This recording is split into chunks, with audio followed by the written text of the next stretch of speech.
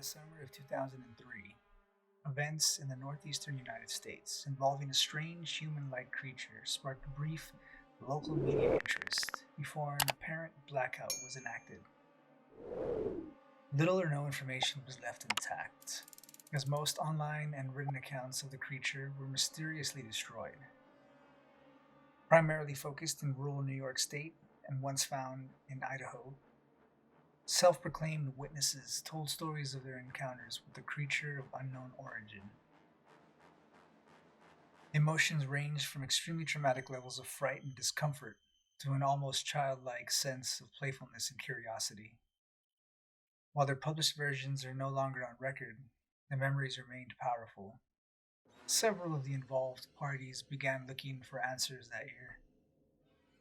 In early 2006, the collaboration had accumulated nearly 2 dozen documents dating between the 12th century and present day. Spanning 4 continents, in almost all cases, the stories were identical.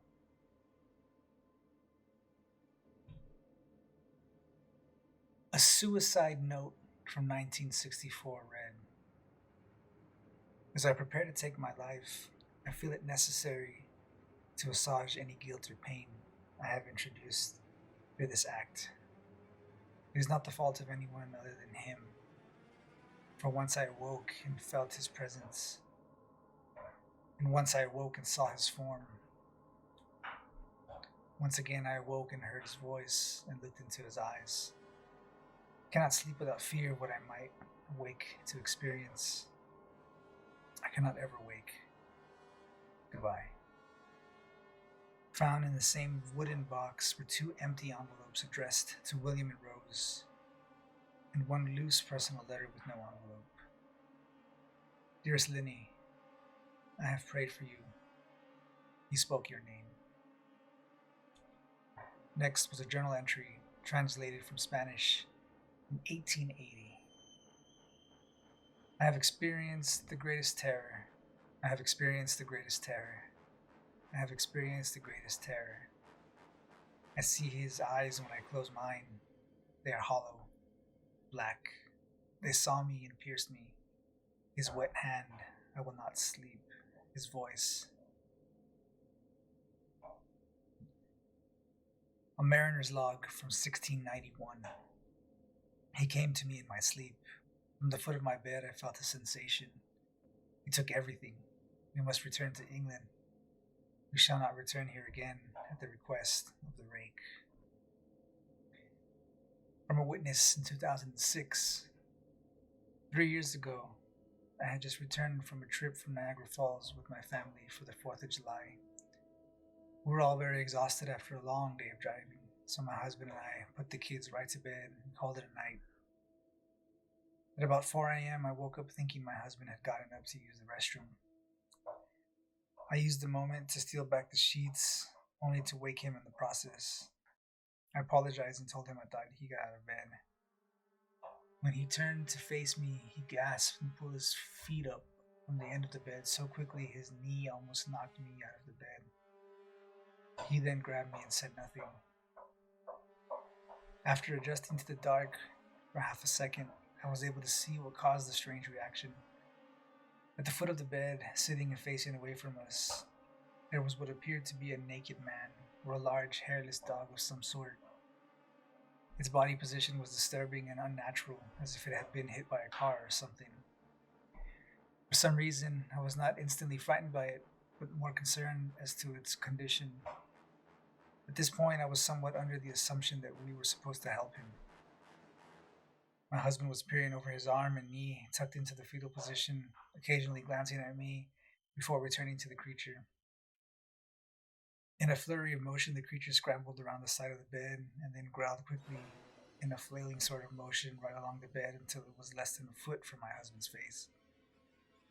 The creature was completely silent for about 30 seconds, probably closer to 5. It just seemed like a while, just looking at my husband.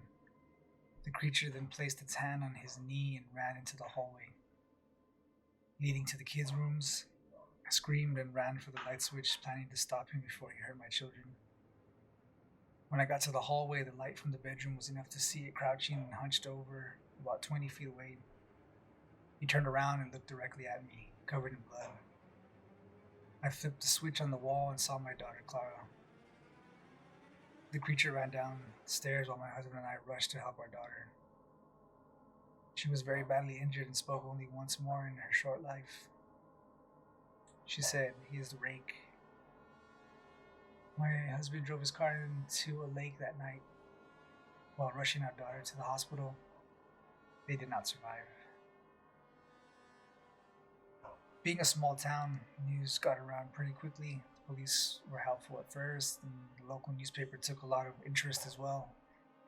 However, the story was never published, and the local television news never followed up either. For several months, my son Justin and I stayed in a hotel near my parents' house. After we decided to return home, I began looking for answers. I eventually located a man in the next town over who had a similar story. We got in contact and began talking about our experiences. He knew of two other people in New York who had seen the creature we now refer to as the Rake. It took the four of us about 2 solid years of hunting on the internet and writing letters to come up with a small collection of what we believe to be accounts of the Rake. None of them gave any details, history, or follow-up. One journal had an entry involving the creature in its first 3 pages and never mentioned it again. The ship's log explained nothing of the encounter, saying only that they were told to leave by the Rake. That was the last entry in the log. There were, however, many instances where the creature's visit was one of a series of visits with the same person. Multiple people also mentioned being spoken to, my daughter included. This led us to wonder if the Rake had visited any of us before our last encounter. I set up a digital recorder near my bed and left it running all night. Every night for 2 weeks, I would tediously scan through the sounds of me rolling around in bed. Each day when I woke up, by the end of the second week, I was quite used to the occasional sound of sleep while blurring through the recording at 8 times the normal speed.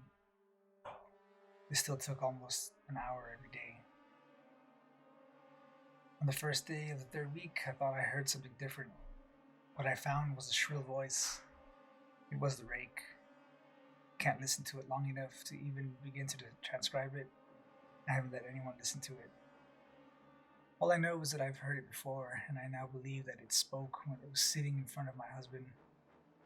I don't remember hearing anything at the time, but for some reason, the voice on the recorder immediately brings me back to that moment. A thought that must have gone through my daughter's head makes me very upset. I have not seen the Rake since he ruined my life, but I know that he has been in my room while I slept. I know in fear that one night I'll wake up to see him staring at me. What's up, guys? Man, I got goosebumps several times through that whole story. So the Rake.